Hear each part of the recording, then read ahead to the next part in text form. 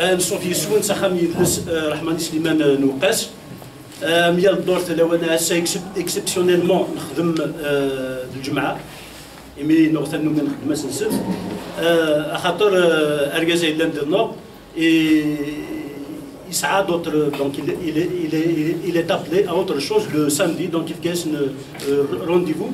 Comme il tenait à venir au CAS et il n'est bien sûr le vendredi. Justement, ça on est le 9 mars. Le 9 mars, donc, il chmit guerre, Tlalif, Tmetent, le Mouloud Firaoun, mais aussi, c'est à l'occasion de la journée mondiale de la femme que nous allons souhaiter à toutes les femmes du monde, d'Algérie, et toutes les femmes ici présentes, une bonne fête. Nsalam daken amnour, asnzif, asndekelt, iwaken, pour aller de l'avant et pour mener notre combat à bien.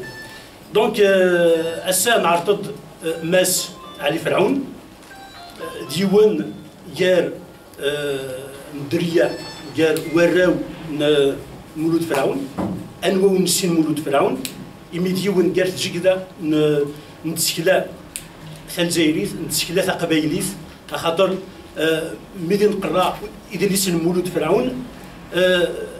نسحو السيدة كن نقرأ في فرنسيس تقبايليث. Il est l'auteur de la fameuse phrase que tout le monde prononce. Je me rappelle comme si cela datait d'hier. Donc c'est une phrase que tout le monde reprend. تقبايليث فرنسيس. نقطة فرنسيس تقبايليث. علي فرعون donc ديون قال وراو نقولوا فرعون ديون وسناو ديون قال إمقرانا إمي يخدم le DEA en anthropologie sociale et culturelle يخدم l'école nationale l'Institut national de l'agronomie. Il était conseiller au ministère, inspecteur puis conseiller au ministère de l'agriculture. Il est membre de l'Union nationale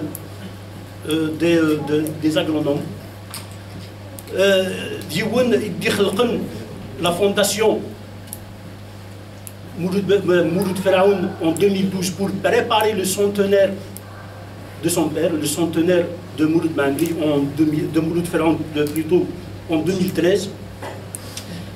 ديون داغن يخدم يقدشن يوكن هذه السجمو فسيلا يدي جباباس يخدم la promotion de la littérature, des livres, des ouvrages de son père et il fait dans leur rediffusion.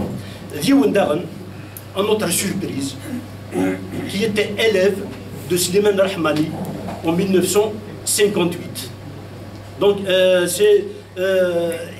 il n'a pas écrit de livres, mais il a tenu beaucoup de conférences.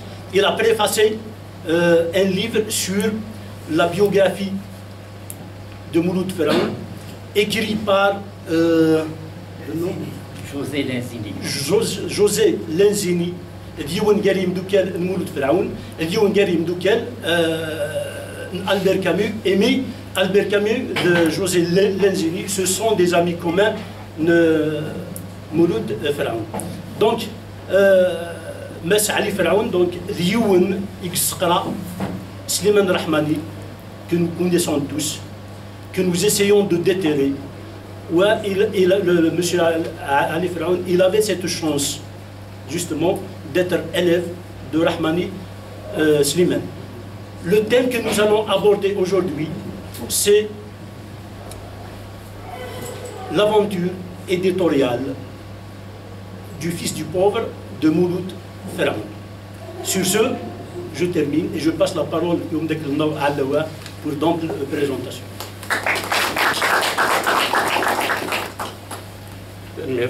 نشوف يسيك يا مسيو علي فرعون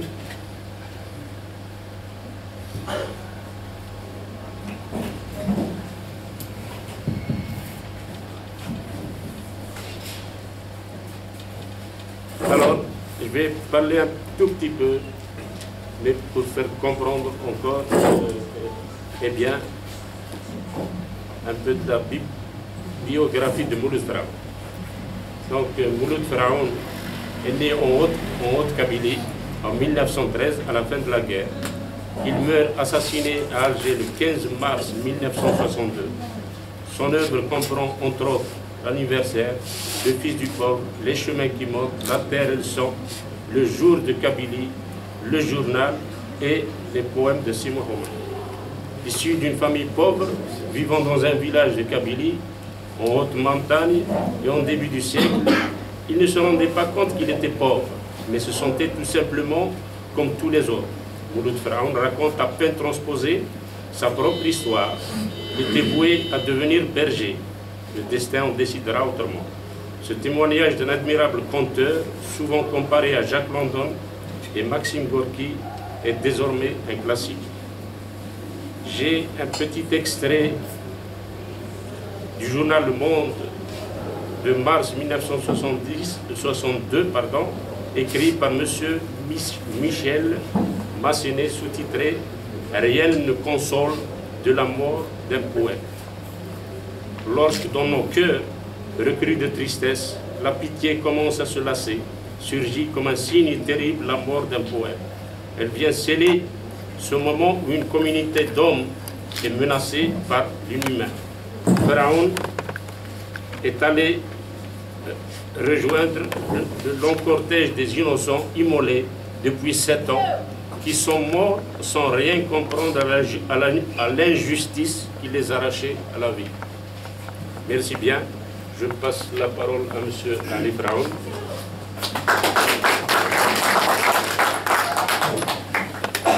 Vous entendez son micro? Vous entendez le micro? Vous l'entendez? Je vous remercie. Je dis bonjour à tout le monde. J'adresse mes pensées positives aux dames qui sont dans la salle à l'occasion de la fête du 8 mars. Je dois vous dire que je suis ému d'être dans cette salle qui commémore le nom d'un grand nom de ce pays-là, un grand nom de l'Algérie, de la culture algérienne, qui est Rahmani Slimane. Tout à l'heure, j'ai eu le privilège de me recueillir sur sa tombe avec nos amis, et c'est un beau cadeau qu'on m'a fait. Ça me rappelle ma jeunesse en 58, juste après la reprise de la grève des étudiants, donc en octobre 58. Nous, Faraoun, avait quitté Front National sous la pression de l'armée, donc on a dû venir à Salambier, et au Salambier, à la cité Nador, et il nous a inscrits au lycée Gauthier, Émile Félix Gauthier, qui est aujourd'hui le lycée Omar Rassim. Comme je venais de Front National, à Front National, c'était le collège que Faraoun avait, le cours complémentaire que Faraoun avait créé. Il y avait juste en langue, il y avait la langue arabe. J'étais donc en classe de 3e, et mon professeur d'arabe c'était Rahmani Slimane. C'était lui c'est là que je l'ai connu.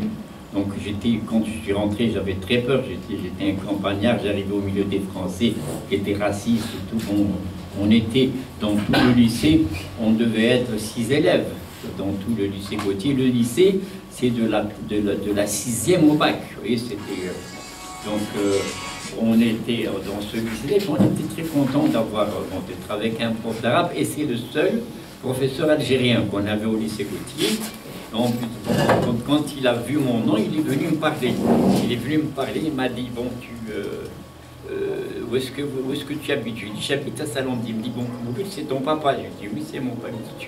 Tu l'embrasses de ma part. Et puis il m'a donné, à la fin du cours, il m'a donné une lettre pour Faraoun. Et Faraoun, je me souviens, Faraoun a été très très heureux de recevoir la lettre de Rahmani Slimane. Rahmani Slimane avait déjà la soixantaine. Je pense qu'il devait enseigner de façon bénévole, parce que dans les régimes français, après 60 ans, on ne vous donne pas de salaire. Quand on vous laisse travailler, c'est un privilège. C'est comme ça que ça se passe en France jusqu'à maintenant. Et donc lui, il assurait quand même le cours d'arabe au lycée Gautier. Le lycée Gautier, où je vous dis, il n'y avait pas il n'y avait pas d'enseignants algériens.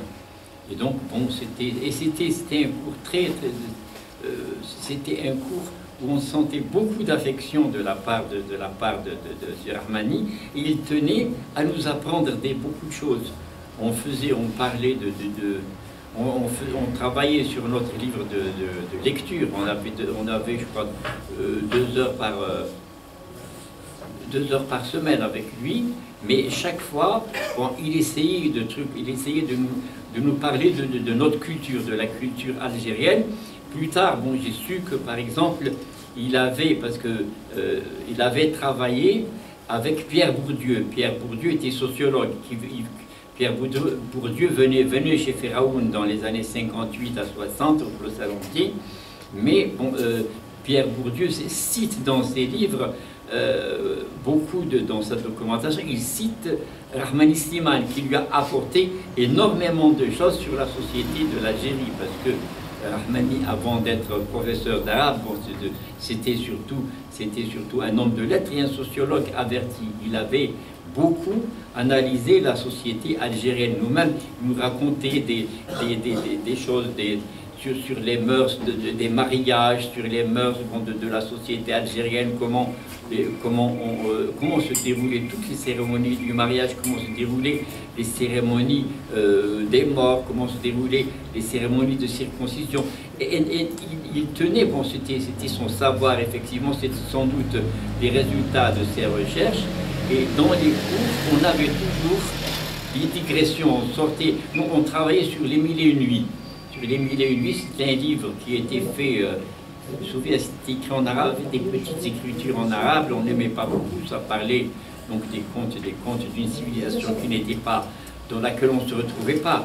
Mais Rahmani Slimane nous ramenait chez nous chaque fois avec des exemples, avec des trucs, et il nous parlait de la culture algérienne. C'est ça le souvenir que j'ai de cette belle figure. Il était exactement comme il est là sur cette photo-là. Et je me souviens, bon, il avait des cheveux, bon, il avait la tête toujours rasée, exactement comme il est sur ça. Et quand je suis rentré dans cette salle, j'ai été très heureux de découvrir cette belle figure-là. Voilà ce que je peux dire de Rahmani. Je pourrais en parler longtemps, parce que moi je le vois devant moi. C'était quelqu'un dans toute l'adversité. Il faut vous imaginer le lycée Gautier, le lycée français, en 58, avec 2 ou 3 petits bigots que nous étions là-bas au milieu des Français. Il y avait toute une adversité, tout un poids de trucs. Bon, c'était très lourd. Et puis on avait ce prof-là, c'était un soleil pour nous dans la classe. Quand on rentrait dans sa classe, c'était des moments où on était bien, on était à l'aise. Voilà. C'était un petit peu le souvenir que j'ai gardé de mon passage dans le cours de M. Rahmani. Je dois peut-être même avoir les devoirs, parce que moi je garde toujours les papiers. Ça, je le tiens de Feraoun. Pour Feraoun, un papier, c'est très utile. Il a gardé tous ses papiers. Et bon, moi, j'avais gardé mes cours du lycée Gautier jusqu'à maintenant. Et je dois sûrement avoir des copies qui ont été corrigées par Rahmani Slimane, pour vous dire. Bien, je vais aborder dans mon sujet, là, aujourd'hui, un petit peu l'aventure éditoriale, l'aventure éditoriale des livres de Feraoun. Comment, j'essaie de montrer comment les éditeurs, en fait, l'éditeur a, depuis le début de la parution des livres de Feraoun dans ces éditions-là au Seuil, comment le Seuil s'est arrangé pour changer, pour modifier les images, pour modifier l'image de Feraoun en tant qu'écrivain. Feraoun, comme ça vient d'être dit, est né en 1913 à Tizi Ibel, juste un peu avant la Première Guerre mondiale. Et donc, bon, c'était une époque de misère, mais les gens ne sentaient pas la misère, ils croyaient que c'était comme ça, que la vie était comme ça, qu'on était né pour ne pas manger, qu'on était né pour marcher pieds nus, etc. C'est comme ça. Mais ça va être peut-être, même pour les personnes les plus âgées ici, ça peut être difficile pour vous d'imaginer Tizi Ibel en 1913 ou en 1920. C'est un village avec c'était des maisons kabyles, mais c'était les ruelles des maisons, les ruelles entre les maisons, c'était de la poussière. En hiver, c'était de la boue. En été, c'était de la poussière, avec sur les abords des trucs, des égouts à ciel ouvert qui étaient tout le temps bleus de trucs de pourriture. C'était comme ça. On vivait dans cette atmosphère-là. On marchait pieds nus, on n'était pas habillés, on n'était pas bien habillés, on n'avait pas, disons, les gens avaient toujours faim. Le matin, comme Pharaon le disait, le matin on vous donnait des figues à manger, quelques figues quand il y en avait, et puis toute la journée, vous allez manger des herbes, vous allez manger n'importe des fruits, même des fruits pas mûrs, dans les champs, vous allez manger des trucs, des tiges de ronces, plein de choses comme ça. On pouvait se remplir le ventre avec n'importe quelle plante.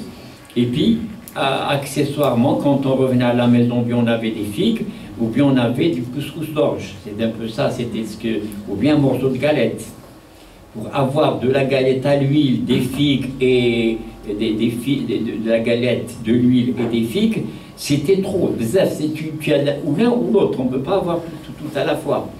Et parce que c'était vraiment la misère. Mais tout le monde vivait comme ça. Ceux qui étaient riches, ils avaient plus de figues, ou là, ils avaient plus d'huile, ou bien plus de... Et c'est tout, c'est pas plus. La richesse ne se voyait pas. Ils étaient peut-être un peu mieux habillés. Et quand il arrivait une fois tous les 4 ou 5 mois de manger de la viande, ils venaient le montrer au village juste comme ça pour frimer. Il se nettoyait les dents avec une brindille pour dire que j'ai mangé de la viande. Vous voyez, c'était un petit peu un truc, une attitude de snobisme par rapport aux autres, par rapport aux pauvres qui ne voyaient pas la viande, qui voyaient la viande de l'Aïd jusqu'à Timchat. Sinon, la viande, il n'y en avait pas. Je racontais tout à l'heure, on avait le privilège en 48-50 de vivre à l'école de Tawrit Moussa. Nous, on avait de la viande de lapin, parce que mes parents élevaient les lapins, on avait des lapins, on avait une chèvre, donc on avait du lait, mais la viande de truc du boucher, on ne la voyait pas. Ça, c'était pendant l'Aïd. Par contre, on attrapait des oiseaux, on avait des étourneaux, surtout à cette époque-là, à l'époque des olives, il y avait des étourneaux, sinon il n'y avait pas. Et le problème de Pharaon, quand il était petit, c'est le problème de la faim. Ils avaient faim. Pour lui, c'est la faim, le problème de subsistance était très important, ça l'a marqué. Je pense que peut-être jusqu'à quelques années avant de mourir, Pharaon a toujours eu faim.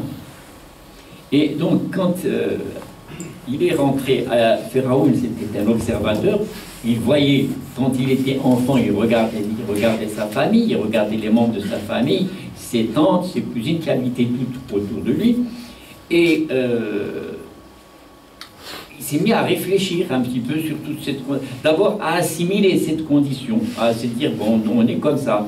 Dans toutes les, il s'est imaginé que dans toutes les maisons, il y avait des tantes, il y en avait qui faisaient des poteries, il y en avait qui faisaient du tissage, et puis le père doit être au champ, le père doit mettre ce sont les chifas, c'est une peau de chèvre, quand on tue une chèvre, on mettait tout de suite la peau, tant qu'elle n'était pas sèche, sur les pieds, on la poussait sur les pieds, on l'attachait sur les pieds pour qu'elle puisse, pour que ça puisse prendre la forme du pied, qu'elle soit à la pointure. Il mettait ça comme ça, et je me souviens, en 53, mon grand-père était venu à Fort National, on lui a donné des chaussures simples, des chaussures comme celles que je porte, des chaussures de Pharaon, il lui a donné sa vieille paire de chaussures, il est tombé avec, il ne pouvait pas marcher.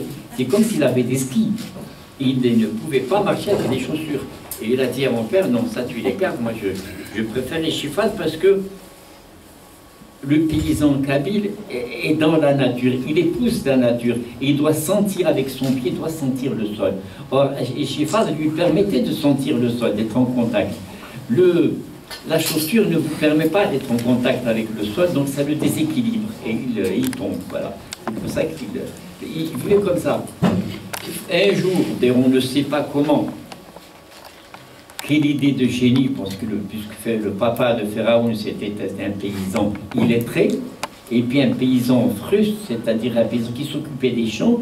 Il ne s'occupait pas de la Joma, c'était son cousin qui s'occupait, il n'avait pas de frère, c'était son cousin. Dans le fils du pauvre, c'était un frère qui s'occupait de représenter la famille dans le village, ou dans la douar, ou avec des gens, etc. Il y a toujours un membre de la famille qui s'occupe des affaires étrangères, qui s'occupe des relations au marché, des relations avec les hommes, des relations avec la Joma. L'autre frère, le deuxième ou les autres frères sont dans les champs. Et le père de Pharaon était dans les champs. Je me souviens que pendant la période des figues, il allait à partir du mois d'août, les figues mûrissent le 15 août, lui déjà avant, vers le 1er août, déjà, il vivait au champ. Il avait fait une petite maison on appelle ça, sur un chêne. Il y avait un chêne, il montait dans le chêne, il montait sur le chêne. Il avait fait une petite maison, une petite chambre dans laquelle il dormait peut-être, il dormait accroupi, mais il était là-bas dedans. Et comme ça, de cette petite guérite, disons, c'est une guérite, il avait une vision sur tout son champ. Il surveillait le raisin, il avait beaucoup de raisins rouges, du raisin blanc et des figues. Et beaucoup de figues aussi. Et quand on Kabylie, à l'époque, quand tu vois quelqu'un qui est dans ton champ, on l'appelle et on le salue. On lui dit pas qu'est-ce que tu fais là, ou la dégage, ou là. Et bon, on lui dit bonjour, c'est tout, parce que tout le monde a le droit de rentrer dans les champs, tout le monde a le droit d'aller manger des figues, il ne faut pas en prendre, c'est tout. Mais quand on voit quelqu'un dans son champ, on l'interpelle, on lui dit bonjour, pour lui dire je te vois, il ne faut pas mettre des figues dans tes poches, tu manges, et puis tu manges autant que tu veux, que tu pars, ne casse pas les trucs, etc. Et ben c'est ce que faisait le grand-père quand il était dans son nid là-bas en haut. Et donc le père de Pharaon, qui vivait pratiquement avec les animaux, un jour il prend son fils, il décide de l'amener à l'école. C'était curieux. Et le petit Fouroulou qui va à l'école, le petit Pharaon va à l'école comme Fouroulou, donc il se retrouve avec il avait peur de rentrer, mais quand il se retrouve avec tous ses camarades de la rue, tout compte fait, c'est mieux que je sois là, puisqu'ils sont tous à l'école, sinon je me retrouverai dehors. Il s'intègre dans l'école, mais il voit l'école à travers les jeux.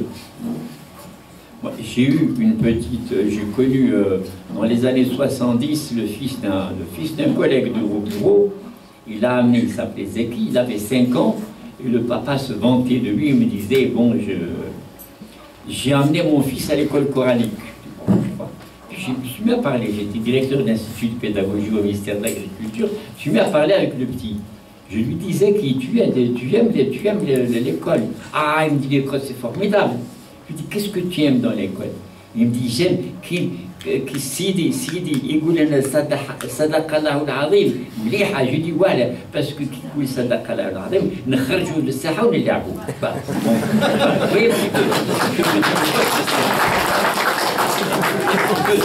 Ça m'a marqué, c'était extraordinaire. C'est qu'il n'aimait pas du tout l'école, son père me disait qu'il n'aimait pas, mais l'école c'était pour jouer. Alors pour Pharaon, c'était ça aussi au début. C'était des récréations où il y avait des fois le jeu à la toupie, des fois où il y avait des jeux de cerceau, des fois les cites, c'était des jeux de dés, de pions plutôt. Et chaque période, il y avait son jeu. Voilà. Et Pharaon était bien content d'être à l'école. Et puis un jour, bon, c'était l'époque des flûtes, bon, il a ramené une flûte à l'école. C'est une histoire vraie qui est dans le Fils du Peuple, mais qui est réelle. Tu vois. Pharaon ramène une flûte et son père le voit avec. Son père l'attendait. Il était venu des champs, il l'attendait. Eh bien, Mouloud, qu'est-ce que tu as une flûte, tu vas être musicien. Avoir une flûte, c'était scandaleux. D'ailleurs, le père de Pharaon, c'est un artiste, il jouait de la flûte, mais il jouait de la flûte dans son ideg là-bas, là où personne ne l'entendait, parce que jouer de la flûte, ou là la musique, ou là la chanson, c'était quelque chose de vulgaire, c'était quelque chose de licencieux. C'était pas bon, ça ne se faisait pas devant les gens, c'était impudique, voilà. C'était le terme, c'était impudique de faire de la musique. Donc le grand-père faisait de la musique dans les champs. Et donc, Il a engueulé son fils, il lui dit, et puis tu sais, ton maître tu ne vas pas aller loin avec ta flûte, ton maître d'école n'est pas content de toi. Et moi, j'en ai honte. Le gars, il prend ça en pleine figure, il se dit, comment? Mon père sait que je suis à l'école, que j'ai mal travaillé. Ah oui, il lui a dit, ton maître est mécontent de toi, tu as mal travaillé. Et puis il se dit, pourquoi? Voilà que mon maître, on est 40 dans la classe, ou le 30 dans la classe, et le maître est mécontent. En plus de ça, mon père est mécontent. Pour lui, c'était plus grave que le père soit mécontent, parce qu'il avait un attachement très fort avec son père. Il s'est dit, bon, eh bien, puisque le père est mécontent que je travaille mal, je vais me mettre à bien travailler. Et depuis, jusqu'à la fin de sa vie, il a toujours été le meilleur. Il a toujours été le meilleur de sa classe, le meilleur au collège, le meilleur à l'école normale. Et il s'est mis à observer les choses. Il s'est mis à observer cette misère qui était la sienne. Et il a vu que c'était... Il a découvert qu'il y avait des Français, que les Français étaient chez nous, que ces Français-là nous commandaient. Et ça lui pesait. Il s'est dit, il faut qu'on trouve des solutions. On trouve des solutions à cette chose-là pour sortir de cette misère. Puisque la France, c'était la cause de notre misère. Donc, voyant tout ça, et puis, en 1935, il va à l'école normale, il suit des études. Quand il sort de l'école normale, bien sûr, ces misères qui l'ont affecté, il veut essayer de les soulager. Bon, je vais les soulager en essayant au moins de donner beaucoup d'instructions, de diffuser le maximum d'instructions à mes élèves. Et dans ces classes, il faisait des cours supplémentaires. Il était le modèle en matière de conduite dans la société. Je suis parti en 2008 dans le village à Taourir-Taden où Feraoun a enseigné en 1935. J'ai trouvé un de ses amis qui avait 90 ans donc à l'époque, en 2008. Ça faisait déjà 70 ans que Feraoun avait quitté cette école. Il parlait de Feraoun avec une admiration extraordinaire. Il disait Shir, c'est-à-dire Shir, c'est le maître et puis le vieux. Il en parlait avec une déférence extraordinaire, alors que lui-même avait 90 ans ce jour-là quand il me racontait. Et Feraoun avait laissé un souvenir extraordinaire dans cette école, dans ce village. Mais il a laissé un souvenir qui a duré dans toutes les écoles où il est passé. Parce qu'il était dans la société, il était un petit peu, pas le moteur de la société, mais peut-être le coach de toute la société. Quand il y avait des malades, il y avait des bouteilles de trucs, des flacons comme ça, de trucs de teinture d'iode ou l'aide oxygénée, il avait de la poudre sulfamide, il avait des compresses, il essayait de soigner les gens, il avait des comprimés d'aspirine. Bon, il aidait les gens. Quand il y avait des disputes, il discutait, il donnait son point de vue. Quand ils avaient un problème, il essayait de régler le problème de la société. Et c'est un peu ce que faisaient la plupart des instituteurs de l'époque qui étaient dévoués à la société. Mais surtout, il donnait des cours. Il savait qu'il fallait avoir le certificat d'études pour sortir un peu de la misère. Il essayait d'avoir le maximum de certificats d'études dans son école. Et il donnait, quand ils allaient au marché le mercredi, on a là-bas le mercredi, donc le mercredi c'était journée fériée, mais de congé, mais pour lui c'était la demi-journée. À partir de 3 heures, il était déjà revenu à l'école et les élèves étaient là, il leur faisait des cours. Pour avoir le plus possible de certificats d'études. Avant lui, il y avait un certain monsieur Angèle, un Français. Le Français n'avait pas fait de certificat d'études dans cette école depuis 4 ou 5 ans qu'il était là-bas. Et quand Feraoun est arrivé, il avait commencé déjà à faire 3 certificats d'études. Les 3 premiers certificats d'études de ce village, l'année suivante, il en a eu 5, ensuite il a eu 12, il a été jusqu'à avoir une quinzaine de certificats d'études dans la classe. Et au début, c'était une classe à 3 rangées, c'est-à-dire 3 cours. Ensuite, en 52, c'était encore une classe à 2 cours. Il y avait le cours moyen et le cours de fin d'études dans sa classe. Et dans la classe d'avant, il y avait le cours élémentaire et le cours préparatoire et le cours élémentaire. Il y avait deux, c'était comme ça, il y avait deux classes dans le... Et donc, en 1937, voilà qu'un écrivain communiste sur Alger républicain, qui était le journal communiste, donc le journal des instituteurs, fait un article sur la misère des Kabyles et quelqu'un, voilà, un Français qui dénonce la misère en Kabylie qui est due au colonialisme. Il s'est dit, voilà, quelqu'un qui va apporter des solutions. Et ce monsieur, c'était Albert Camus. Et donc, ce monsieur Albert Camus, devait faire une conférence à Tizi Ouzou, et Firaoun est parti assister.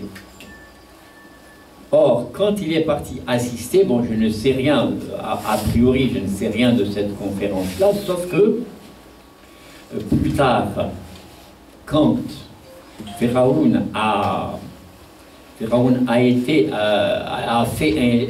en 58, Firaoun a écrit un article sur Albert Camus, un article, donc, parce que Albert Camus venait de publier un livre qui s'appelle Actuel 3, où il parlait d'Algérie, et ce livre a été violemment attaqué par les Pieds Noirs, était mal reçu par les Pieds Noirs. Firaoun a essayé de lui expliquer pourquoi, de lui dire que c'est normal que les colonialistes s'attaquent à son livre, parce que lui, il était un homme juste. Albert Camus, à l'époque, avait été, disons, en 58, Albert Camus avait été, avec Germaine Tillon, il avait fait une réunion à côté de l'opéra d'Alger, au cercle des Moudjahidines, au cercle du Moudjahid actuellement.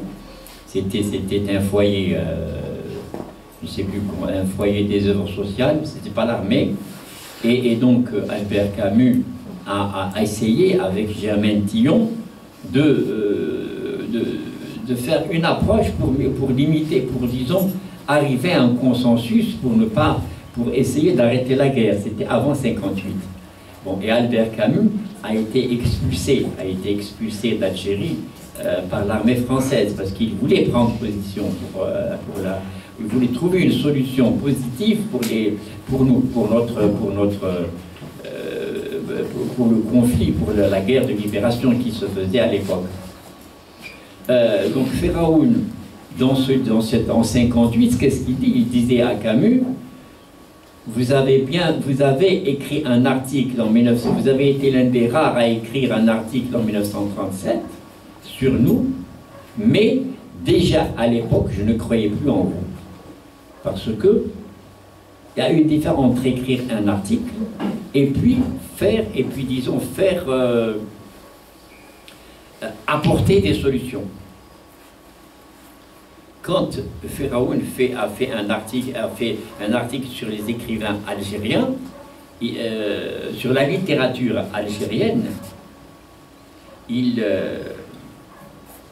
dit dans cet article-là, comme ni Camus, ni Robles, ni Odisio ne peuvent parler de nous avec autant de générosité qu'ils parlent des autres, qu'ils parlent des Français. Le meilleur d'entre eux peut tout juste regarder le cœur serré l'Arabe qui se dirige vers la prison. C'est tout ce qu'ils peuvent, même ces gens-là qui veulent essayer d'être nos amis, ne nous donnent pas beaucoup d'amitié en réalité. Quand on demande à Firaoun sur la guerre de libération nationale, on demande à Firaoun d'expliquer, c'est le syndicat des instituteurs qui demandait à Firaoun d'expliquer, de donner les motifs de cette guerre-là. Firaoun a écrit, pendant un siècle, on s'est coudoyé avec curiosité sans nous voir. Et c'est pour ça qu'il ne reste plus qu'à récolter de cette indifférence réfléchie le contraire de l'amour. Et les contes, c'est la reconnaissance de notre droit à vivre, de notre droit à l'instruction, de notre droit au progrès et de notre droit à être libre. C'est un peu comme ça qu'il a vu les choses. Et Firaoun, dans son cheminement, a vu que cette misère qui nous vient du colonialisme ne peut prendre fin qu'avec la mise fin du colonialisme, et que le colonialisme ne peut s'arrêter que par une action de nous. On a dit très souvent que Firaoun c'était un humaniste, mais très vite il avait fait ses comptes, c'était un observateur intelligent, et quand il a présenté le Fils du pauvre, il a écrit le Fils du pauvre, donc il a vu cette misère-là. Il a dans la première édition du Fils du pauvre, l'édition originale, il parle de la Kabylie, il raconte la misère des Kabyles, il raconte la misère de sa famille qui, au fur et à mesure qu'il grandissait, qu'il suivait ses études à l'école normale, il raconte sa vie à l'école normale, et puis il raconte la guerre de 39-45, où ce pays colonialiste qui nous dirigeait, donc, où ce pays nous laisse tomber. On n'avait rien à manger à l'époque. La France se préoccupait d'elle. Mais les Kabyles qui étaient émigrés depuis 1910 en France, voyaient que ce pays très fort, qui était imposant et tout, que ce pays ne valait rien, qu'il était mis par terre par Hitler, qu'il était vaincu. Donc ce pays n'est pas invincible. Et plus que ça, il y a eu ensuite, donc Firaoun avait fini le livre en 1944, et puis il continue de vivre, et il continue d'observer. Il y a, en 1940, nous, on va faire la guerre contre Hitler. Les Algériens s'engagent à défendre la France. Et on a demandé une contrepartie. On nous a promis des choses. Et quand, le 8 mai 1945, le jour où on signe l'armistice, les Algériens sortent réclamer leur but, on les tue, on les massacre. Et sur le 8 mai 1945, bon, il a écrit donc en 1948, il écrit, voilà 3 ans depuis voilà 3 ans qu'on nous bourdonne sans discontinuer pour essayer de laisser la paix aux pauvres gens. On nous raconte des blagues, ce qui veut dire. Il le dit sur un ton humoristique, sur un ton ironique, on a quand même réussi à faire massacrer pas mal d'indésirables qui infestaient la planète et que la guerre avait malencontreusement épargné. Et il ajoute, pour dire qu'il n'est pas d'accord avec ça, on cherche à s'ériger en justicier et on fait figure de bourreau. Et il se pose la question, les hommes vont-ils oublier le cauchemar qu'ils viennent de vivre? Les peuples en général seront-ils aussi charlatans que les individus en particulier? Nous aurons alors une paix de charlatans et nous ne mériterons pas autre chose. Et puis il va à la ligne, on réfléchit, ou bien alors faut-il refuser de désespérer? L'homme a maîtrisé la matière, il ne lui reste plus qu'à être maître de lui et de son destin. Pourquoi ne verrait-il pas, au bout de ces douloureuses étapes, luire le resplendissant soleil dont parle le poète? Vous voyez, ça, c'est un truc, c'est une phrase dans laquelle Firaoun dit, après le 8 mai 1945, après avoir montré 30 ans de souffrance, après avoir montré comment un enfant naît et grandit et devient adulte dans cette société colonisée, il dit, je regrette, bon, avec toute la bonté qu'on peut avoir, la seule chose, il faut se battre, c'est tout ce qu'il dit. C'est un appel à prendre son destin en main, même si c'est douloureux, même si on doit payer encore, mais il faut se débarrasser du colonialisme. Ça, c'est ce que Firaoun a dit en 1950. Voilà.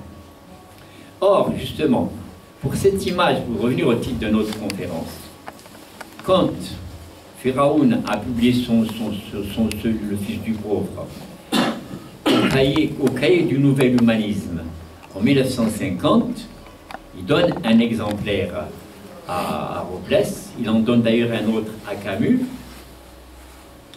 et Robles lui dit, mais tu m'as pas dit que tu étais écrivain. Bon, Robles, Pharaon avait vu quelquefois Robles à l'école normale, puisque Robles était un peu plus âgé, il était une année avant Pharaon à l'école normale, mais ils se sont rencontrés de temps en temps. Et donc Emmanuel Robles dit à Pharaon, tu as un autre, je vais rééditer ton livre. Pharaon lui dit, bon, tant qu'à faire, ce livre est sorti, il s'est vendu, il a eu le prix littéraire de la ville d'Alger, moi, je veux bien te donner un autre que tu vas éditer. Ensuite, on éditera Le Fils du Pauvre. Effectivement, il a donné La Terre le sang, qui a été édité en 53. Et en 54, ils ont édité Le Fils du Pauvre. Seulement, Le Seuil, qu'est-ce qu'il a fait? Selon ce que j'ai vu, moi, bon, ça c'est le jugement d'un agronome, on prend Le Fils du Pauvre d'aujourd'hui, que vous connaissez, celui qui a été édité, que les gens connaissent, c'est le livre qui se termine là où son père le voit à Tizi Ouzou, le dernier jour de la sortie de l'école, du collège. Le lendemain, il doit monter à Alger pour présenter le concours d'école normale. Et il lui dit, de toute façon, mon fils, si tu réussis pour le concours d'école normale, bon, on sait que tu seras instituteur, si tu réussis, c'est bien, mais si tu ne réussis pas, nous, on t'aime, et ton instruction, personne ne te l'enverra. Et Fouroulou lui dit, c'est un peu, Fouroulou dit à son père, tu diras là-haut que je n'ai pas peur. C'est comme ça que le livre se termine. Or, après, il y a 50 pages où on parle de l'école normale. Et l'école normale, c'était pas un milieu juste. Quand Pharaon est parti se présenter à l'école normale, ils étaient 350 bicos à se présenter, 350 indigènes. C'était le concours d'entrée des élèves indigènes, ce n'était pas une école égalitaire comme ils ont voulu le faire croire. Les Français, pour être instituteurs français à l'école normale française, donc, ils ont ouvert 56 places pour 65 candidats. Donc c'était très peu, il y avait 9 qui devaient échouer, c'était rien. Mais pour l'école, il y avait 353 candidats pour 5 places. Et donc c'était pour réussir à l'école normale, il fallait déjà avoir le niveau d'un instituteur qui sortait. Voilà. Donc c'est 5 sur 350, c'est une sélection terrible, une sélection injuste.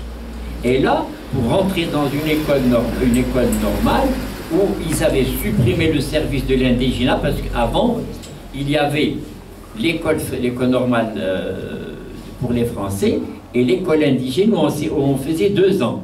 Tous ceux qui avaient fait l'école normale avant n'avaient fait que 2 années. Ils ne voulaient pas donner trop d'instructions. Et c'était le système indigène. Et quand à l'époque, on sortait de cette école normale de 2 ans, pendant 1 an, on mettait un instituteur français, un camarade de classe même, quelqu'un qui venait de sortir d'école, il vient, il te surveille dans la classe, comment tu enseignes, c'est lui. C'est lui qui t'apprend à enseigner, alors que peut-être que dans les compositions, tu étais plus fort que lui, quand vous faisiez il y avait des enseignements communs parfois. Mais c'était comme ça, on travaillait pendant 1 année, l'instituteur travaillait sous la direction d'un autre instituteur français, parce que lui était français. Ben, bon, après, ils ont unifié, ils ont dit ça y est, maintenant on va faire on va faire un système unifié. Donc, disons, l'instituteur, les élèves étaient tous dans la même classe, ils suivaient tous, ils étaient classés de la même façon, seulement ils n'étaient pas issus du même concours. Et ça étonne pas. Les Algériens étaient toujours les meilleurs à la sortie de l'école normale, ils étaient classés parmi les meilleurs, effectivement. Et d'ailleurs, aussi, Pharaon, quand il vivait à l'école normale, il ne sortait pas de l'école normale. Même les week-ends, il n'avait pas d'argent pour aller. Il envoyait plus de 60% de sa bourse à sa famille pour vivre, donc il n'avait pas de quoi dépenser, il payait juste les livres et sa pension, il n'avait pas de quoi prendre le bus ou prendre un café dehors le week-end, donc il vivait à l'école normale pendant 3 mois de suite ou 4 mois de suite selon le trimestre, et c'est ce qui a d'ailleurs permis de lire tout ce qu'il y avait à l'école normale, tout ce qu'il y avait à la bibliothèque pour s'occuper. Et il faisait aussi des rédactions où quand les Français ses camarades français allaient s'amuser, ils leur faisaient leur boulot. Ils leur faisaient des rédactions, ils leur faisaient des exercices de maths pour toutes les classes, puisqu'il était, Pharaon était fort. Ses devoirs scolaires, ses notes, ses bulletins scolaires existent toujours à l'école normale, et la plus faible note, c'était 14,5. Les moyennes de Pharaon étaient très élevées. Contrairement à ce que dit la biographie qui avait été faite, commanditée, je pense à Youssef Nessib, la petite biographie qui était sortie chez Fernand Nathan sous la plume de Youssef Nessib, où il dit par exemple, Pharaon était un élève d'intelligence moyenne. Pharaon a écrit pour les Français, vous voyez, des trucs comme ça. Pharaon a été en classe à l'école de Tawrit Moussa, alors que l'école de Tizi Ibel a été construite en même temps que l'école de Tawrit Moussa en 1896, dans le plan de scolarisation qui a été voté pour la Kabylie. Donc Tizi Ibel a eu son école en même temps que Tawrit Moussa, donc il n'y avait pas de raison qu'il aille là-bas. Seulement, comme le FLN à l'époque avait décidé de dire que Pharaon c'était pas quelqu'un de bien, etc. Donc le FLN voulait aussi casser l'image de Pharaon, j'y reviendrai. Donc, Robles, les éditions du Seuil, ont donné un livre dans lequel on montre un jeune enfant kabyle pauvre, qui va à l'école normale et qui, par bonheur, grâce à l'école française, allait devenir instituteur, comme si la France lui faisait cadeau d'un diplôme d'instituteur, qu'il n'était pas obligé de travailler, qu'il n'était pas obligé de serrer la ceinture, qu'il n'était pas obligé d'habiter chez le père Roland. Le père Roland, c'est un père protestant, et je vais vous dire, un jour, en 59, on était à Alger, à la rue d'Isly de l'époque, et puis il me dit, voilà le père Roland qui est là-bas, qui traverse. J'ai fait un signe pour aller, je me suis dit, bon, c'était un ami à mon père, c'était un beau vieux avec une belle barbe blanche, un grand avec son chapeau propre et tout. J'allais lui dire bonjour. Il me tire, non, il ne lui dira pas bonjour. Moi, j'ai gardé ça, je lui dis, tiens, il n'aime pas ce bonhomme. Il me dit, c'était le patron de la mission où j'habitais. J'ai laissé ça dans mon cerveau, et puis l'autre fois aussi, bon, il y a un peu plus récemment, j'avais été directeur général à Cévital pour l'agronomie, et j'ai eu le bonheur d'être envoyé en Californie, et là-bas, dans un hôtel, sur la table de nuit, j'ai trouvé une Bible. Bon, j'avais une répulsion de la Bible, je l'ai prise, j'ai mise à la poubelle, j'ai prise avec un papier. Je vous dis, j'ai prise avec un papier hygiénique, je l'ai jeté, parce que bon, c'est un livre saint, tous les saints sont respectables, effectivement. Moi, j'ai une réaction de haine comme ça. J'ai jeté la Bible, le lendemain, je la retrouve, je la rejette encore. Sur le lendemain, c'était l'hôtel Sheraton. Bon. Le troisième jour, je la trouve, je la prends toujours dans du papier hygiénique, je vais la déposer à la délégation. Je ne veux pas se dire, si vous avez un Coran, vous me posez, moi je suis d'un pays musulman, sinon vous ne me donnez pas de Bible. Et puis après, j'ai été dans ma tête, je me suis dit, pourquoi j'ai tant de violence dans ma tête? Je me suis rappelé en 61, une dame qui a sonné à la porte. Et à Fougerou, on était à Fougerou, une dame, une sœur avec des vêtements marrons, avec des robes longues, comme des hijabistes d'aujourd'hui. D'ailleurs, je me suis dit, tiens, on ne pensait pas en 58 qu'on aurait ce genre de truc là dans notre pays. Et puis bon, la dame, elle lui dit, madame, je lui dis, pas ma sœur, il lui dit, madame, je connais ce livre, pour combien vous le donnez? Elle lui a dit 100 dinars. Il est parti, il a dit à ma mère, donne-moi 100 dinars. Il lui donne 100 dinars et il lui dit, madame, gardez votre livre, je le connais bien. Voilà. Et puis, on m'a fait, plus tard à l'indépendance, donc on m'a fait visiter la mission Roland. La mission Roland, c'est une belle maison, c'est pas aussi beau que le château là que j'ai vu sur la route, mais presque, une maison coloniale très belle. Dans la cour, il y a un mur. Contre le mur, ils ont fait des murets de 1,80 m peut-être, une longue ligne comme ça, de 5 fois 1,50 m, 1,50 m, une profondeur peut-être 2 mètres. C'était des niches de chiens. C'était ça, les chambres où le père Roland accueillait les enfants kabyles qui dormaient là-bas, avec une porte en bois de caisse, des briques, même entre la porte et le truc, même il y a de l'air qui rentre. C'est comme, bon, on a des trucs comme ça, 17 d'air, quand on a une petite cuisine ou un truc à l'extérieur de trucs dans la cour, c'est des petites pièces comme ça, mais on ne dort pas dedans. Ben, c'est là que Roland... Alors j'ai compris pourquoi Pharaon n'aimait pas ça. J'ai compris pourquoi quand il voulait, en 56, il voulait faire des scouts, il voulait aller dans les scouts, il m'a dit non, tu ne vas pas chez les scouts des chrétiens, tu n'iras jamais. Si tu veux des scouts, je vais faire une équipe de scouts musulmans, tu n'iras pas chez les scouts. Bon. C'est la seule chose qui m'interdit de ça. Mais tout ça parce qu'il a souffert de ce truc-là. On lui donnait un bol de soupe, un café noir le matin, après avoir dit 20 minutes de messe, et une soupe le soir, un bol de soupe la nuit, après avoir encore dit 20 minutes de prière. C'est atroce, c'était atroce. Alors c'est pour ça que il a pu me transmettre ce truc-là, ce dégoût, que quand j'étais un demi-siècle après, j'ai jeté la Bible dans la poubelle, parce que c'était tellement quelque chose de normal que je fasse ce geste violent. Après, je l'ai regretté. Mais c'était parce que c'était de la faute du père Roland. C'est comme ça il se conduisait avec les gens à qui il permettait de faire des études. Donc tout ça pour dire que les études, les diplômes, on ne les a pas donnés gratuitement à Pharaon ou à Aïnouz ou à tous les gens qui ont la Rahmani ou à tous les gens qui ont fait ce genre d'études. Ils les ont arrachés, ces diplômes. Ça leur a coûté très cher. Ils ont eu faim. Ils racontent dans le Fils du pauvre qu'ils travaillaient à la lumière de la bougie. Oui, ils travaillaient dans le froid avec la bougie. Ils essayaient de reviser sous les escaliers ou là dans cette niche à chien-là. D'ailleurs, pour ces trucs-là, ces niches, bon, quand il y a eu des gens, des étrangers qui sont venus pour voir la mission Roland, jamais amené là-bas. C'est honteux de les amener pour montrer que Pharaon a fait ses études dans ce truc-là. C'est trop, c'est inhumain, c'est indigne. Et quand ils ont abattu, il y a eu quelqu'un, M.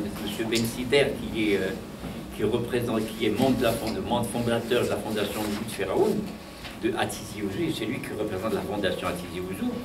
Il m'a dit, on va demander, lui il était à l'académie de Tizi, il est ancien prof de mathématiques. Il me dit, on va conserver ces... Je lui dis, non, il ne faut pas les conserver.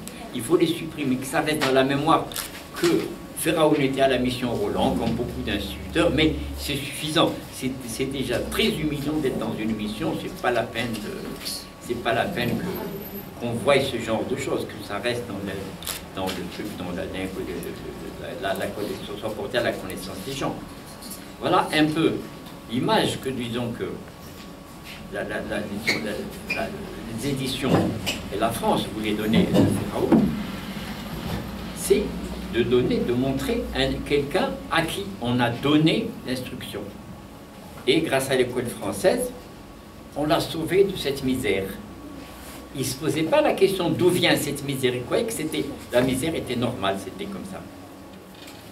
Et quand les Français, je disais que les Français ne nous voyaient pas, ne nous regardaient pas, pour eux, un Algérien, c'était un indigène, informe.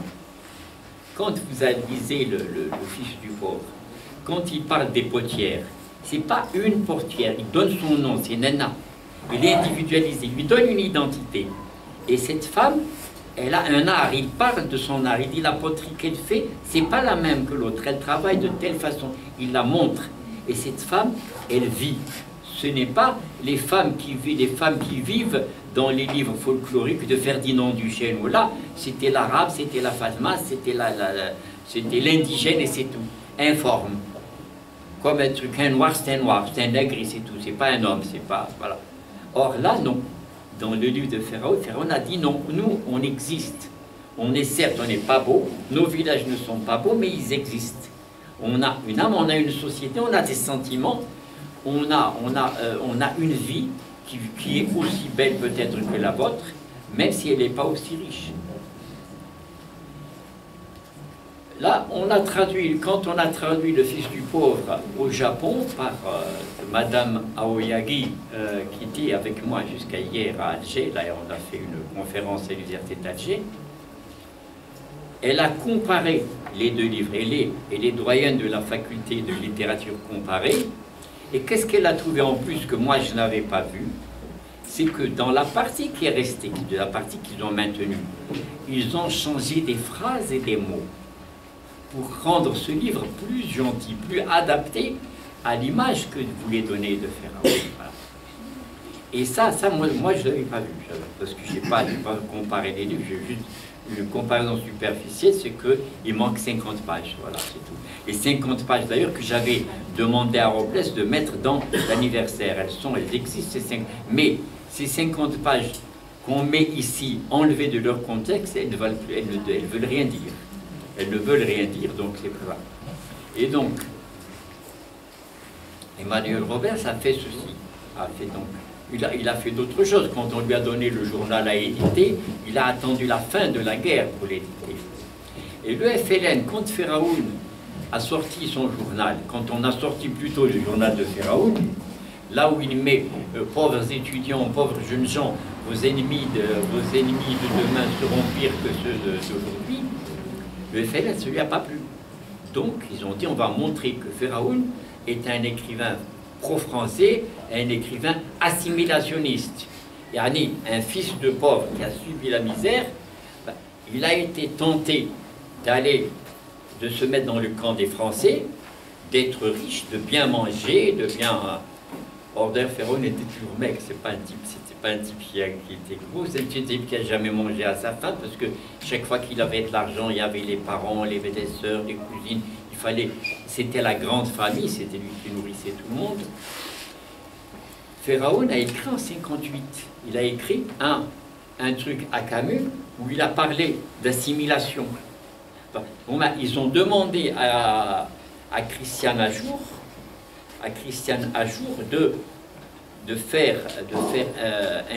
parler de Pharaon en disant oui, Pharaon c'est un écrivain assimilationniste, c'est-à-dire quelqu'un qui voulait l'assimilation, c'est une troisième voie qui voulait l'assimilation avec les Français.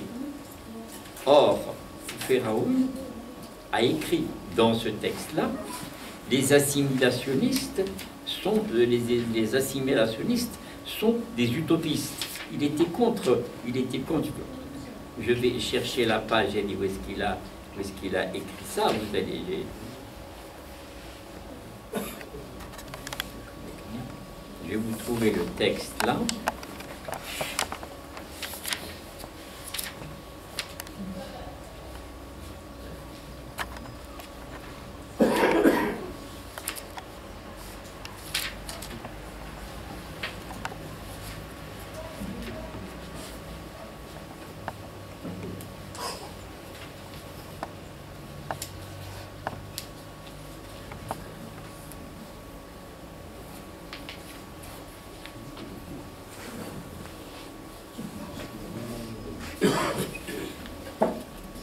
Bon, il disait, les assimilationnistes sont des utopistes, croyant pouvoir vous ressembler en arborant le costume et la cravate, dans un pays où il n'y avait que la chéchia et la koura.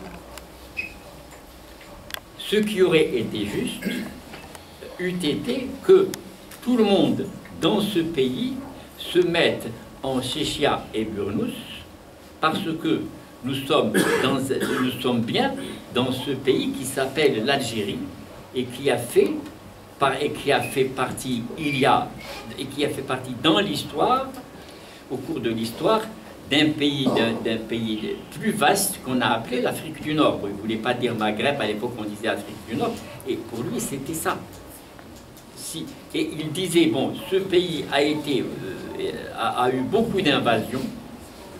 C'est comme un petit peu de ce que disait pour rire Fela, que les Français sont venus, on les a sortis. Bon, Pharaon avait dit ça déjà, il dit, on a eu beaucoup d'invasions, mais tous les gens, il dit, nous sommes des gens inassimilables. Parce que nous venons d'antiquité la plus ancienne et que nous avons toujours pu résister aux invasions. Même notre organisation sociale, qui n'est pas organisée comme un État, mais en démocratie dans des villages, autour de la religion, autour de la Juma. Ça permet ça nous évite d'être disloqués. Mais ça nous permet de vivre, d'être une force et d'exister. Tous les gens, il disait, tous les gens qui sont venus, ou bien on les a assimilés, nous, ou bien ils sont partis.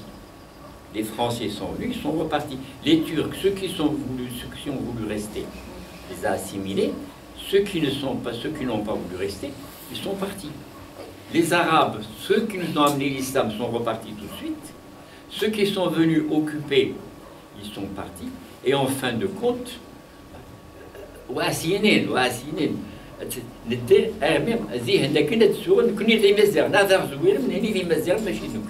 petit peu. Parce que notre sang a parlé, nous avons la vie dure. On est on reste, on a donné des leçons au monde, nous sommes le peuple, l'un des peuples les plus vieux de la planète, de l'humanité.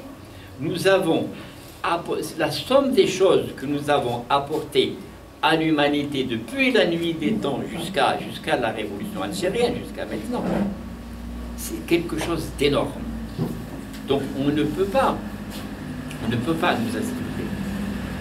Or, ils ont dit, Pharaon, Madame Joly, qui est Madame Joly, Christiane Achour, qui est la fille Joly, n'a pas lu un livre qui était sorti en 58, alors que c'est une professeure de lettres.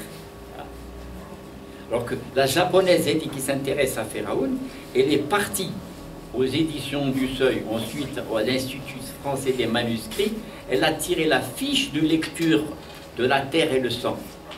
Par exemple, elle a trouvé, bon, les gens ont jugé utile de publier parce que, et d'ailleurs, La Terre et le Sang, quand ils ont bien fait de le publier, c'était un bon livre, et quand il a été publié, La Terre et le Sang a eu le prix du roman populiste, comme l'avaient eu Jean-Paul Sartre et Jean Anouilh, qui sont des grands de la littérature française. Et qu'est-ce qu'elle a trouvé, justement? Qu'est-ce qu'elle a trouvé dans cette fiche de lecture, écrit à la main, à son stylo à plume, de la part de Robles, très mauvais roman. C'est Robles, ami de Pharaon, vous voyez un petit peu. Mais Robles avait été payé pour donner une mauvaise image de Pharaon jusqu'à la fin. Vous allez voir sur YouTube, vous cherchez sur YouTube Pharaon, l'émission de lecture pour tous là, de Pierre Desgroppes et Pierre Dumailly, qui a été faite en 1972 pour rendre hommage à Pharaon. Robles parle pendant 15 minutes, à peu près dans le film, et il dit, en gros, l'OAS n'a pas voulu tuer Mouloud Pharaon en tant qu'écrivain. Ils l'ont tué parce qu'il était au centre social. Or, vous, ici, vous avez dans le hall la photo d'une lettre de menace qui a été écrite par l'OAS, où ils disent à Pharaon, dépêche-toi de terminer ton apologie de la rébellion, l'heure du grand saut est proche, prépare ton drap à Pharaon. Bon, c'est une lettre de menace. Cette lettre de menace, quand ils l'ont écrite, Pharaon me l'a donnée, on a fait une photo. Je l'ai ramené moi-même chez Robles et je lui ai donné. Robles habitait à la rue Arago, à Mouradia. Je l'ai amené dans sa rue, c'était pas loin du Clos Salandier.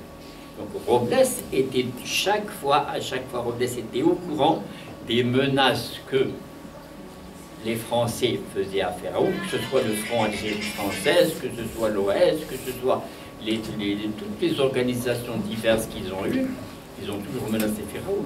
Ils ont menacé Pharaon en tant qu'écrivain, pas en tant que directeur d'école, pas en tant que membre des centres sociaux.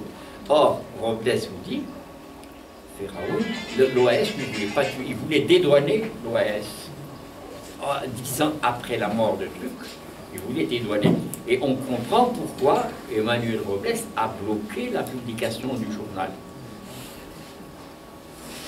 Donc ça, c'est l'effort que les éditions du Seuil, chaque fois, ont fait de falsifier, de donner une autre image de Pharaon, un petit peu comme le FLN a voulu faire, seulement, bon, les gens du FLN, ils ne savent pas avec qui ils sont tombés. Un jour, bon, elle commençait, Christiane Achour, à parler de ça, à la fac, dans les années 70. En 74, bon, dès qu'elle commence à parler de Pharaon, les étudiants lui disent, oui madame, on va parler de Pharaon. Ils font comme ça, ils se retroussaient les manches. Oui, qu'est-ce que vous allez dire de Pharaon? Elle avait peur. Et en 92, elle a complètement changé de discours. Elle est venue à Tizi Ouzou. Elle a redit un discours plus juste que ce qui était, que ce pourquoi elle avait été payée. Voilà.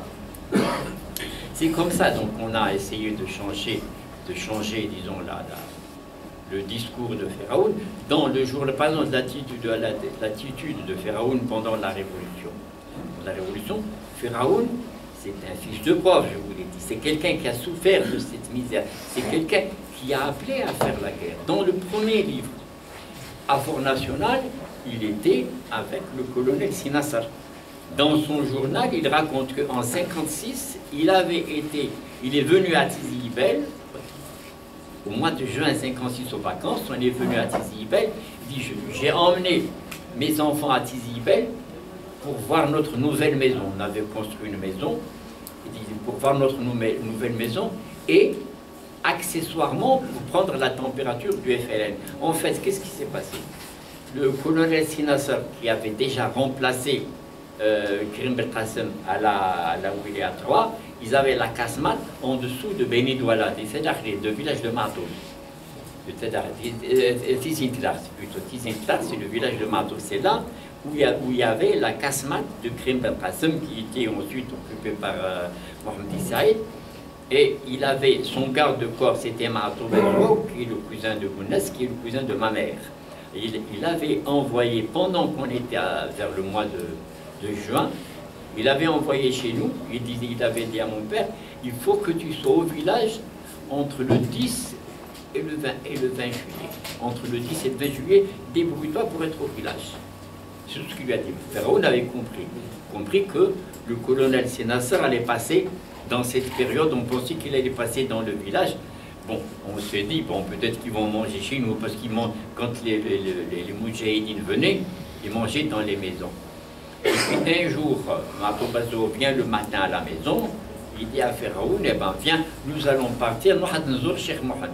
Et on a fait courir le bruit dans tout le village que ça y est, Pharaon va aller à Zorn, à la maison à la tombe de Cheikh Mohamed. Ils sont partis, c'est Cheikh Mohamed aussi. Donc ils sont partis là-bas, et Pharaon vénérait bien Cheikh Mohamed Hussein, et ça aussi un truc qui m'a transmis. Là, l'année dernière, on m'a mis dans une administration de la présidence qui s'occupe de la surveillance des élections. C'est pour montrer que les élections, pour vérifier que les élections sont honnêtes. Et donc j'ai choisi Tizi Ouzou et j'ai visité toutes les communes. Et quand on est passé, on m'a dit voilà, c'est ici qu'il y a Cheikh Mohamed Hussein. J'ai dit au nom d'arrêter, c'est des trucs que Pharaon m'a transmis. Il savait transmettre des choses de façon transmettre une émotion très forte, mais il l'a dit qu'une seule fois. Mais à la façon dont il l'a dit, je savais que c'était un personnage très respecté. Pharaon avait une vénération pour ce genre de personnes. Des personnes intelligentes. C'était pas un fanatique, mais il vénérait les gens intelligents. Il respectait les gens intelligents. Et Cheikh Mohamed Hussein, c'est quelqu'un en qui il croyait beaucoup. Donc j'ai été aussi sorti. Alors, on dit Pharaon va aller. Bon, il y avait lui, il y avait son frère, il y avait encore d'autres gens. Et puis il y avait 2 hommes encore. Et effectivement, ils ont tous été vers Beni Douala sur le Tizi Ouzou. Ils n'allaient pas directement à Tizi-Ouzou, ils ont été à Tizi Ouzou. Et puis quand ils sont arrivés là-bas, Pharaon a dit à son frère, vas-y chez Cheikh Mohamed, moi je vais aller à Tizi Ouzou, je vais voir l'académie, un truc comme ça, je vais voir l'inspection primaire ou quelque chose. Et puis il les a laissés. Voilà. Et il est parti de Bouessif, il est remonté à Tizi-Ouzou, c'est là où il a vu pour la dernière fois le colonel Sinassar. Ensuite, quand on était au Salombier, il y avait le correspondant, c'était un monsieur de l'âge de Pharaon, Charles Rabusin, qui venait toutes les semaines à la maison. Il venait une fois par mois, il dormait chez nous. Il était à la maison, il passait 2 jours avec mon père. Après, il avait sa chambre à l'hôtel Regina à Alger. Mais il venait, n'excuse pas, parce que je suis un peu fatigué. Voilà. Alors, il venait toujours à la maison pour rester 2 jours avec Pharaon. C'était donc le représentant de la Gazette de Lausanne, un journal suisse. Et ce monsieur passait chaque mois 10 jours en Tunisie, 10 jours au Maroc et 10 jours à Alger. Et comme ça, il ramenait des nouvelles, il ramenait pour Pharaon des nouvelles et des correspondances de Sinassa, qui était vice-président du GPRA, qui était au début à Tunis, ensuite au Maroc. C'est comme ça que Pharaon était toujours en relation avec. Mais il ne pouvait pas le dire. Quand, par exemple, dans son journal, il raconte, il avait été, en 1956, il avait été en France, à l'année où ils avaient tué le maire de Front National, le maire Frappoli. Il avait été en France, il a dit, je suis monté dans le Nord, j'ai vu des jeunes de chez nous, des jeunes Kabyles qui étaient... il a dit, il y avait un jeune comptable qui m'a dit beaucoup de mal de mes livres et un peu moins de mal des livres de Mamri. Il m'a dit, nos jeunes sont très critiques. Non, nos compatriotes sont très critiques. Mais ils sont jeunes et je suis le René. C'est-à-dire, voilà, c'est ceci. Mais je ne peux pas leur expliquer. Mes élèves sont jeunes, bon, je les laisse dire ce qu'ils veulent. Je n'aurais pas répondu sur ce point, voilà, c'est tout. Or, le FL a voulu quand même donner une autre image, profitant que Pharaon n'est pas là pour expliquer là. Bon, ils ont essayé de donner pendant longtemps, mais heureusement que les étudiants ont refusé cette version très tôt. Les étudiants de la faculté d'Alger, les étudiants kabyles surtout, ont refusé cette version. Ils ont obligé Madame Christiane Ajour à tenir un autre discours. Voilà un petit peu. Bien.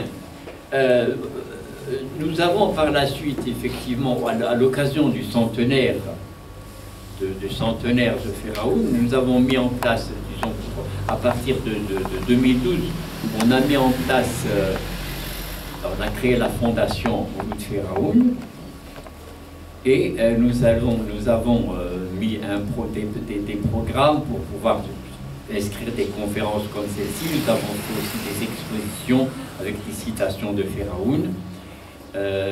Nous avons fait des documentaires à la télévision algérienne où on a entrepris de faire l'adaptation du journal de Pharaon au cinéma pour montrer un petit peu divulguer les œuvres.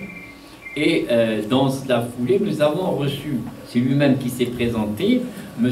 José Lenzini. José Lenzini, c'est quelqu'un qui a mon âge, il était au lycée Gautier avec moi, dans mon école, mais à l'époque, on était des indigènes, on ne se connaissait pas, on ne se parlait pas. Lui, c'était un fils de pauvre. Son père, lui, c'est un fils d'un Italien et d'une Espagnole, qui vivait dans un bidonville du côté de Pierre-Mondresse, et le père était tellement pauvre qu'il faisait comme métier gardien d'une châtaigneraie à Sétif.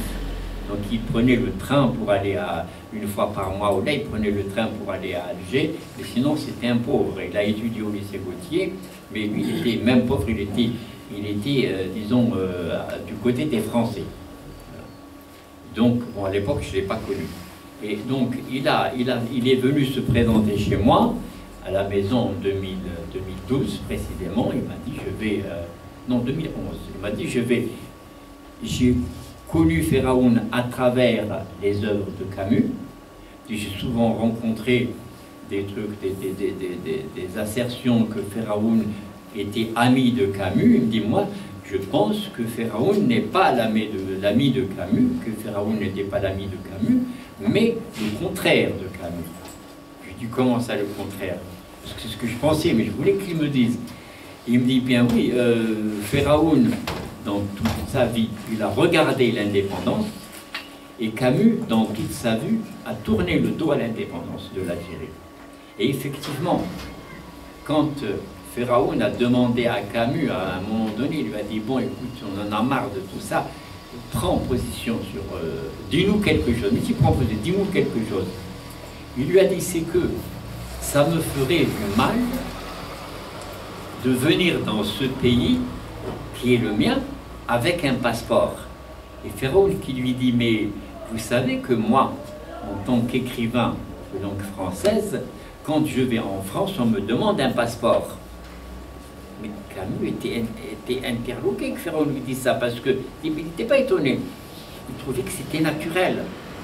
Et en fait, les pieds noirs, les Français, quels qu'ils soient, pieds noirs ou pas, ils étaient toujours sur une marche d'escalier par rapport à nous. Simplement, il y en a pour qui la marche était haute, il y en a pour laquelle la marche était petite. Mais il y avait une marche.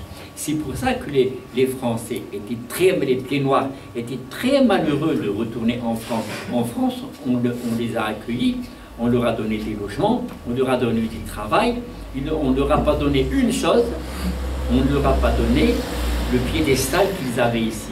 Ils n'avaient personne vis-à-vis de qui ils allaient être supérieurs.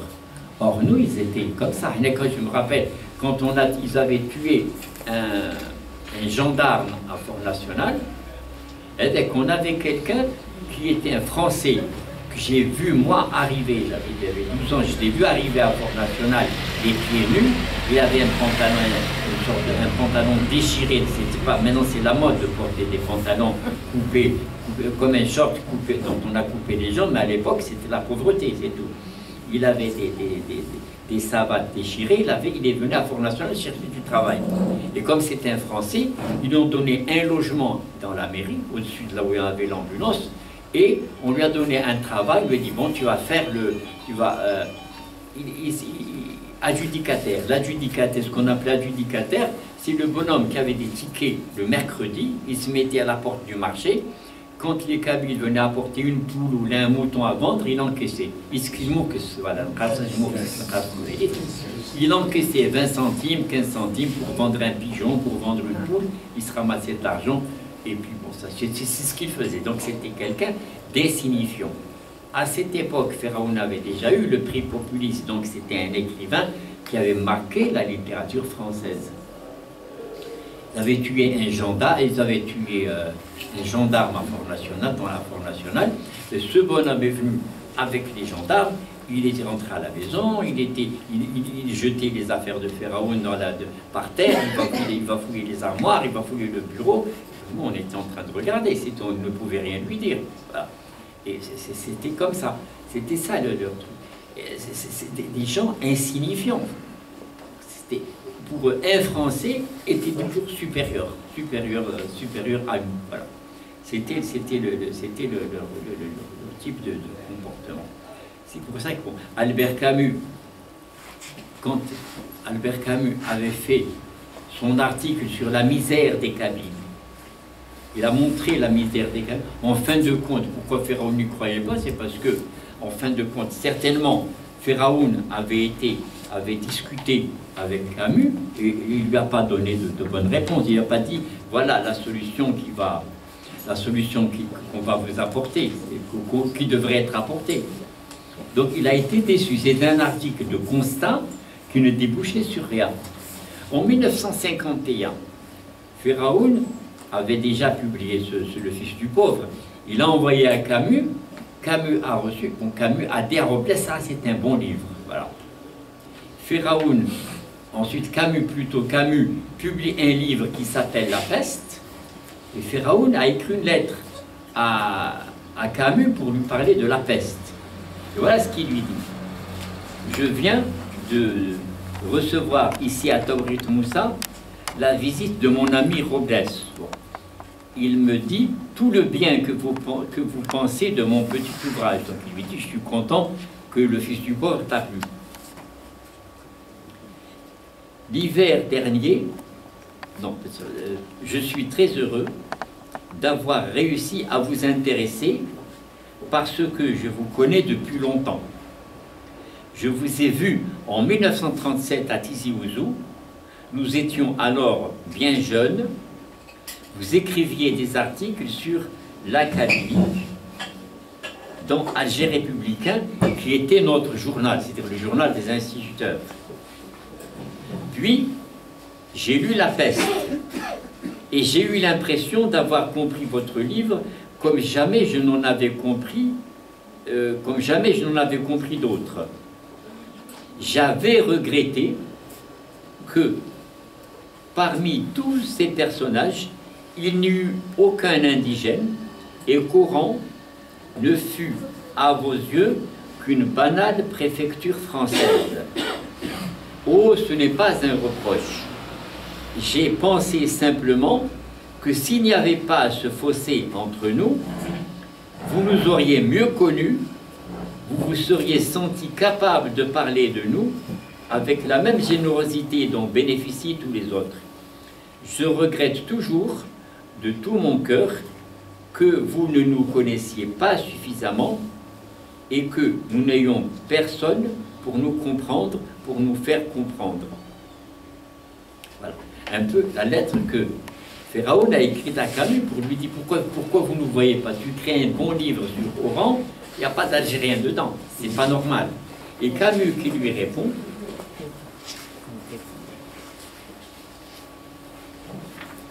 et Camus qui lui répond, il n'y a pas la réponse ici, c'est une autre lettre, où il lui dit je ne me souviens pas, dit cher monsieur Pharaon, je ne me souviens pas de cette entrevue en 1937.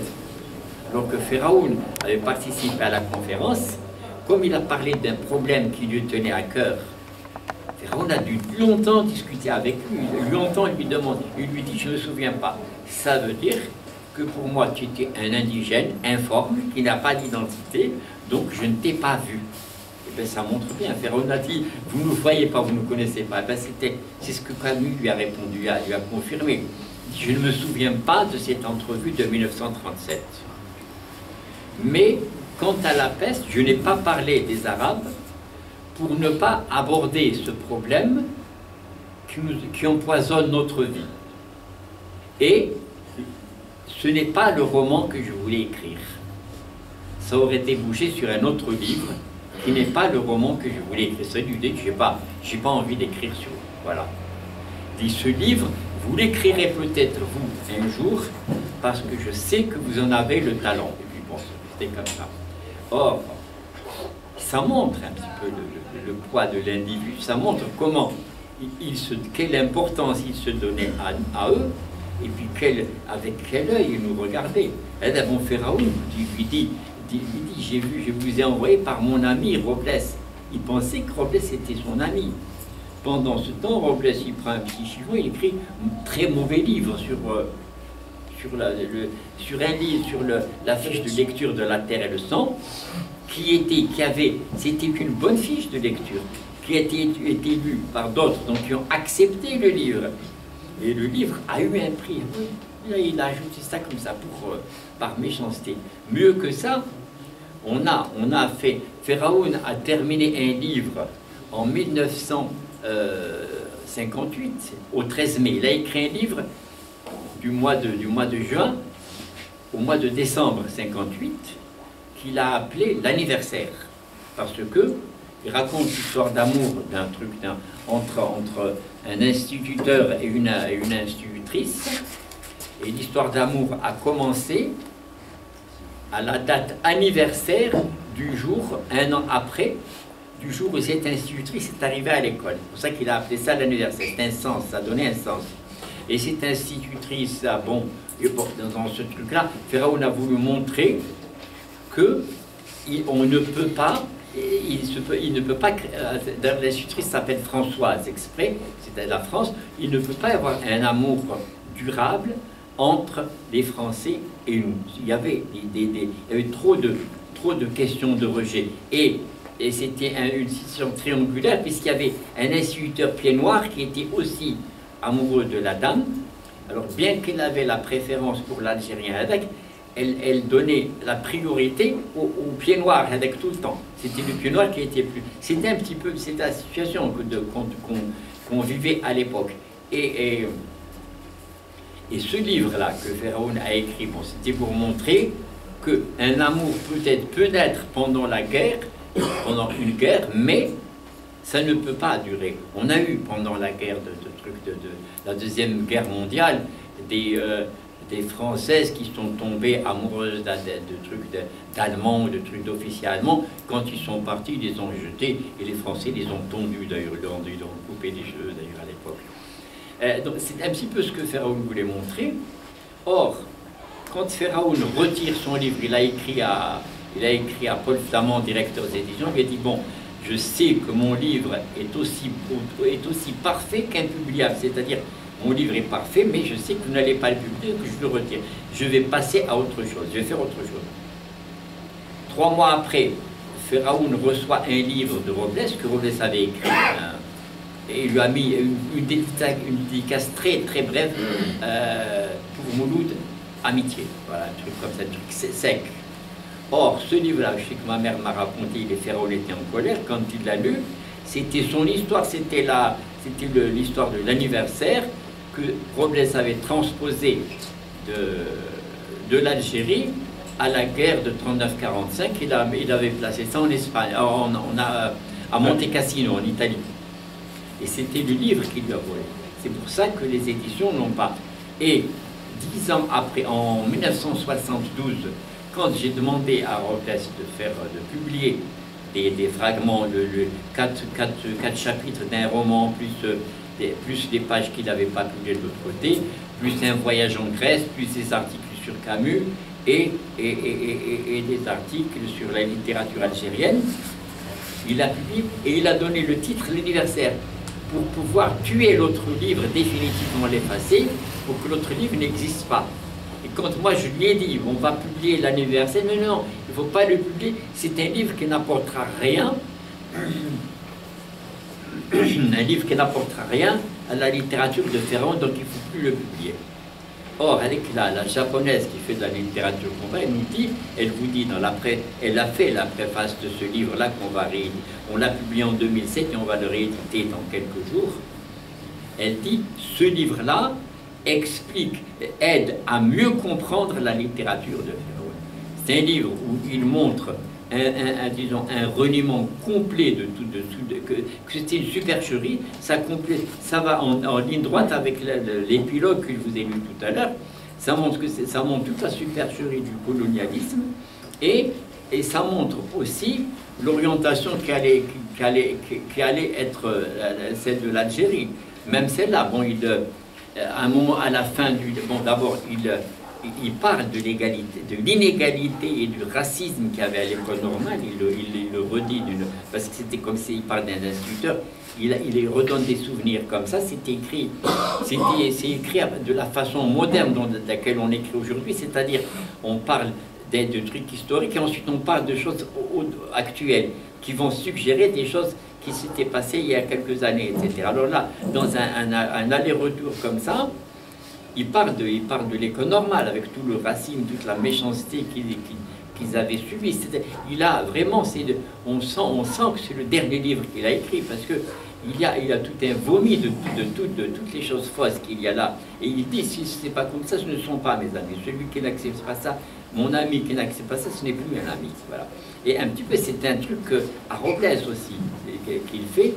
Et on voit par contre sur le devenir de l'Algérie, on voit des jeunes qui prennent, on voit après les manifestations du 11 décembre, c'est parler un petit peu de ça, on voit des jeunes qui leur disent sus aux faiseurs de statues. Les faiseurs de statues, c'est-à-dire ce sont les gens qui ont supporté le colonialisme quand même. Et il leur dit, oui mes chers petits, faites vos statues vous-même. Et les jeunes lui disent, oui, laissez-nous faire nos statues nous-mêmes, nous avons notre livre et notre langue. Et il savait que, en 58, il savait que on allait vers la récupération de la religion, on allait vers la récupération de la langue arabe. Il savait, et il dit, bon, faites vos statuts, faites votre propre expérience vous-même, ce qu'il y a dans mon cœur, personne ne le saura jamais. C'est-à-dire quand je sais que vous allez vous casser la gueule et que vous allez revenir vers, c'est ce que nous sommes en train de faire, et revenir vers des choses plus solides et plus réelles et plus conformes à notre pays. Voilà. Un peu, je termine peut-être sur cette note d'espoir là qui est un petit peu, nous avons, c'est un clin d'œil à la mazérité qu'on a récupérée, à notre identité qu'on a récupérée, qui est une belle chose.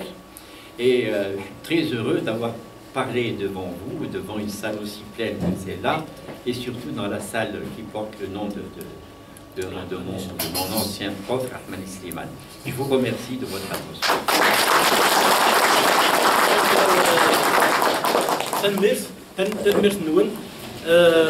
Alors, avant de passer